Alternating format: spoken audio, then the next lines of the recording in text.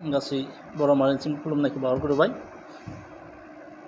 जों दिनै मिडियानि गेजेरजों मिथिना मोन्दों दि जोंनि बिटिआर एकर्डनि जा सागानगिरि एनडिएफबिनि गायसनगिरि आफादगिरि बिथां रन्जन दैमारि बिथांखौ जोंनि गुवाहाटी सेन्ट्रेल जेलनिफ्राय लाबोनानै जोंनि आसामनि जिथु काहिरिपाराव थानाय TNPBN जा केम्प बे केम्पनि खाथियाव मोनसे स्पेसियेल जेल बानायनानै दोनफैदों होननानै दा बेखौ बिनिफ्राय बरनना लाबोनानै बेयाव स्पेसियेल जेल बानाय मानि थाखाय दोनफैदों बेखौ दासिम जोंहा रोखा जायाखै।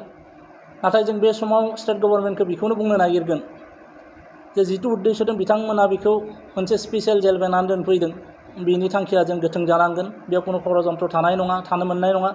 जुदि माबाफोर षड़यन्त्र थायोब्ला जों बर' हारिया बेखौ नायनानै सैज्य खालामना थानाय जानाय नङा।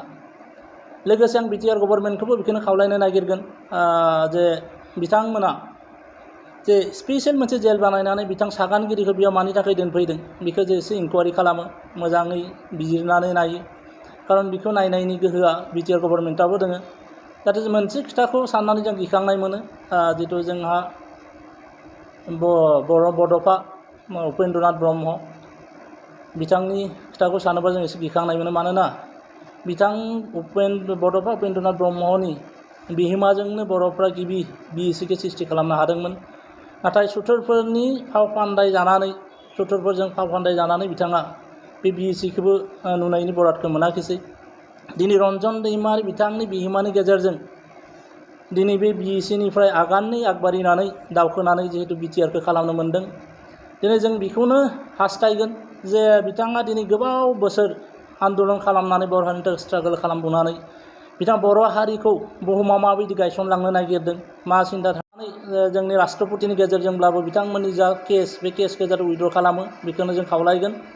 लोगोसे जोंनि बर' हारिनि थाखाय जायफोर जोहोलावजा दिनै जेलाव थादों बिथांमोनखौ जे गासैखौबो बरननानै लाबोनानै बिथांमोननि साननाय हनाय बेखौ मावनायनि सुबिदाखौ होफैनांगौ जों बेखौनो खावलायदों।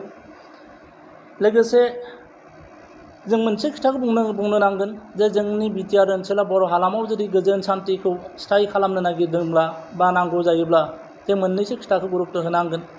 जे बे जाहैबाय गिबियावनो जों जायफोरानोखि बर' हारिनि थाखाय दिनै गावखौ जेलाव जोबजानानै दोनजादों बिसोरखौ जों बे उदां अखारानसिम दिहुनना लाबोनो हानांगोन। लोगोसे जाय जोंहा दावहारु बिथांमोना दिनै बिटिआर एकर्डनि गेजेरजों गावखौ गथायबाय दा बिथांमोननो थांना थानायनि जा राहाफोर बेखौ थाबैनो खालामना होनांगोन। लोगोसे जोंनि जा बिर जोहोलावजोआ गावनि जिउखौ जोंनि बर' हारिनि थाखाय बावलांबाय बिथांमोननि जा थालांनाय न'खर बे थालांनाय न'खरफोरखौ बिथांमोना गोसो होनानै थांना थानायनि बेबस्था खालामना होनांगोन।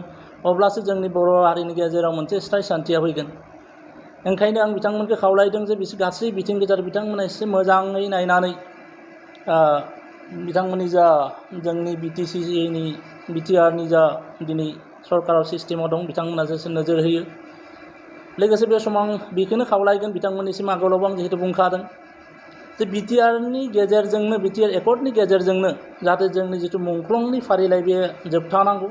जोंहा दुर्भाग्य बिटिआरनि गेजेरजों जोबथागोन होनना सानदोंमोनब्लाबो साननैसो आगोलाव जोंहा सासे जोहोलावा जिउ होबावनो गोनां जादों। जे जोंनि जारिमिनाव बर' हारिनि थाखाय मुंख्लं जानायनि जारिमिन बेयो जे जोबथा जानांगौ बेखौ आं सरकारनिसिम खावलायदों। लोगोसे बे समाव आङो जोंनि अनजालि दैमारि आब'निसिम खावलायहरगोन जे रन्जन दैमारि बिथांखौ मा जाहोनाव मोनसे स्पेसियेल जेल बानायनानै बाहेरायाव लाबोना दोनफैदों बेखौ एसे जाहाथे बिथाङा बिजिरनानै नायो। माबाफोर बे षड़यन्त्र थायोबा जाहाथे रायजोखौ एसे एलार्ट खालामनो हायो बेखौनो आं आब'निसिम खावलायहरदों। लोगोसे जोबथायाव आं हालामाव जे बर'फ्रा गोजोनै सान्थिजों रायजो जानो हायो बेखौनो आसा फारिनानै आं दिनैनि जा बुंनो गोनां बेखौ बेयावनो दोनथ'बाय।